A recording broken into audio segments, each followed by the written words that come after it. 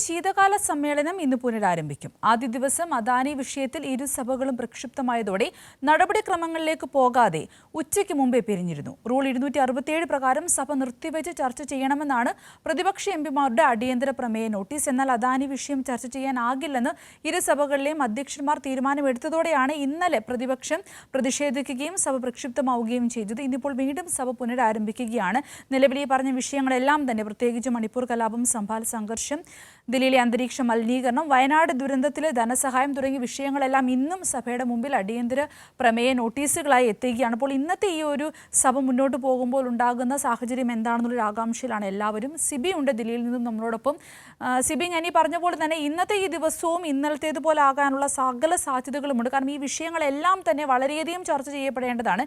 എന്നാൽ ഈ വിഷയങ്ങളോട് മുഖം തിരിക്കുന്ന ഒരു സമീപനമാണ് കേന്ദ്രത്തിൻ്റെ ഭാഗത്തു നിന്നും ഉണ്ടാവുന്നത്. അപ്പോൾ ഇന്നത്തെ സഭയുടെ ദിവസം എപ്രകാരമായിരിക്കും മുന്നോട്ട് പോവുക? എന്തൊക്കെയാണ് നമ്മൾ പ്രതീക്ഷിക്കുന്നത്?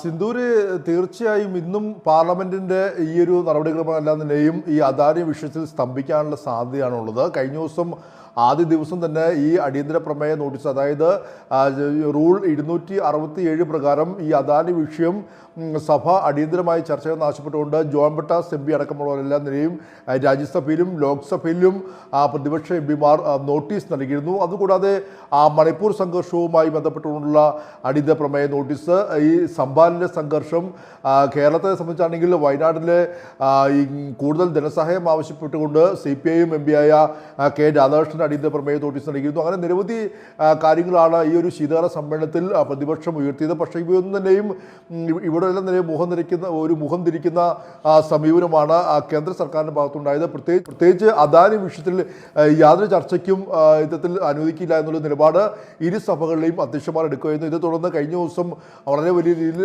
പ്രതിപക്ഷം ബഹളം വയ്ക്കുകയും പ്രതിപക്ഷ പ്രതിഷേധത്തെ തുടർന്ന് സഭ ഒരു തവണ നിർത്തിവെച്ചു. പിന്നെ രണ്ടാമത് വീണ്ടും ചേർന്നപ്പോൾ പ്രതിപക്ഷം വീണ്ടും ബഹളം വെച്ചോടെ പിന്നീട് സഭ പിരിയുകയായിരുന്നു. എന്നാൽ ഇന്നിപ്പോൾ രാവിലെ 11 മണിയോടെ സഭ വീണ്ടും പുനരാരംഭിക്കും. സ്വാഭാവികമായും ഈ വിഷയങ്ങളെല്ലാം തന്നെയും ഉയർന്നു വരുന്ന കാര്യത്തിൽ യാതൊരു സംശയമില്ല. ഇന്നിപ്പോൾ രാവിലെ തന്നെ ഈ സംഭാൽ സംഘർഷവുമായി ബന്ധപ്പെട്ടുകൊണ്ട് UP-യിലെ പോലീസ് അതിക്രമത്തിൽ അത് ചർച്ച ചെയ്യുന്ന ആവശ്യപ്പെട്ടുകൊണ്ട് PV അബ്ദുൽ വഹാബ് MP അടിയന്തര പ്രമേയ നോട്ടീസ് നൽകിയിട്ടുണ്ട്. അദ്ദേഹം പറയുന്നത് മസ്ജിദിൽ സർവേ നടത്താനുള്ള കീഴ്ക്കോടതി ഉത്തരവ്, അത് പാർലമെന്റ് പാസാക്കിയ ആരാധനാ നിയമം 1991 ആരാധനാ നിയമം അനുസരിച്ച് ലംഘനമാണെന്നും അദ്ദേഹം ചൂണ്ടിക്കാട്ടിക്കൊണ്ടാണ് നോട്ടീസ് നൽകിയിരിക്കുന്നത്. അങ്ങനെ നിരവധി പ്രമേയ നോട്ടീസുകൾ ഇന്നും വരും. സ്വാഭാവികമായും അദാനി വിഷയം തന്നെയായിരിക്കും ഏറ്റവും അധികം ഉയർത്തുക.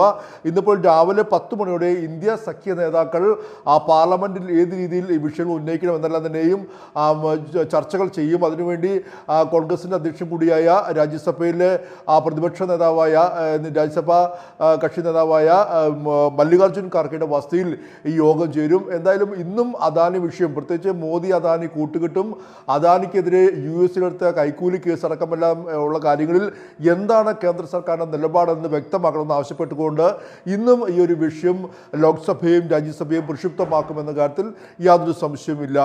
സിന്ദൂരി.